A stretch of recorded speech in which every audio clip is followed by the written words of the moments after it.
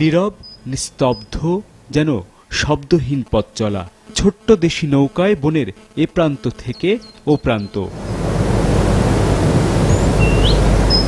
চেনা অচেনা হরেক রকম পাখির ডাক মুগ্ধ করে পর্যটকদের।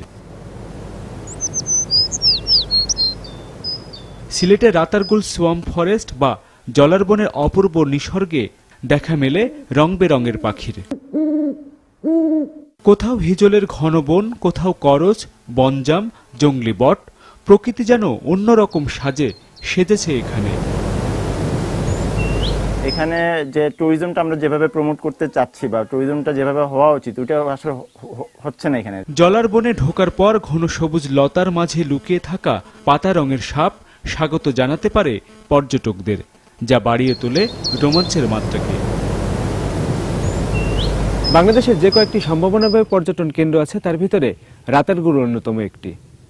আর এই রাতারগুলকে যদি সারা বিশ্বের পর্যটকদের কাছে পরিচিতি করে দেওয়া যায় এবং এখানে যদি পর্যাপ্ত পরিমাণে নিরাপত্তা এবং যোগাযোগ ব্যবস্থার যদি উন্নয়ন ঘটানো যায়, তাহলে দেশি বিদেশি পর্যটকের সংখ্যা দিন দিন বাড়তে থাকবে।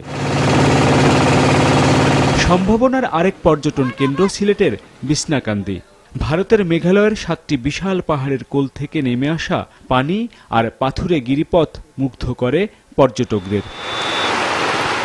তাই প্রতিনিয়ত এখানে ছুটে আসেন সৌন্দর্য পিপাসুরা। এখানে দেখা যাচ্ছে ঝর্ণার থেকে যে পানিটা আসতেছে কলকল শব্দ, আমি আসলে অভিভূত হয়ে যাচ্ছে, এখান থেকে যেতে ইচ্ছা করতেছে না। বিছনাকান্দি বা রাতারগুলের মতো অসংখ্য সম্ভাবনাময় পর্যটন কেন্দ্রে পর্যটকদের আকৃষ্ট করতে দরকার সমন্বিত উদ্যোগ। আমাদের কিন্তু প্রোডাক্টের অভাব নাই, আমরা কিন্তু প্রথমেই কিন্তু যেটা হচ্ছে আমরা প্যাকেজিং করতে আমরা ব্যর্থ হচ্ছে। পর্যটকদের উৎস যেটা সেটা হচ্ছে আপনার ইমিগ্রান্ট বাংলাদেশিস, কিন্তু এদেরকে লক্ষ্য করে শুধু আপনার দেখেন আজ পর্যন্ত কোনো আপনার একটা প্রমোশনাল কোনো কিছু করা হয়েছে কিনা আমার জানা। সম্ভাবনা কাজে লাগাতে উদ্যোগ নিয়েছে সরকার। বিছনাকান্দি রাতারগুলে যে রাস্তার শেষ পোর্শনটুকু যে জায়গাতে অগম্য রয়েছে সেগুলোকে যোগাযোগ যাতে হতে পারে তার জন্য এলজিডি থেকে তার ব্যবস্থা গ্রহণ করছেন।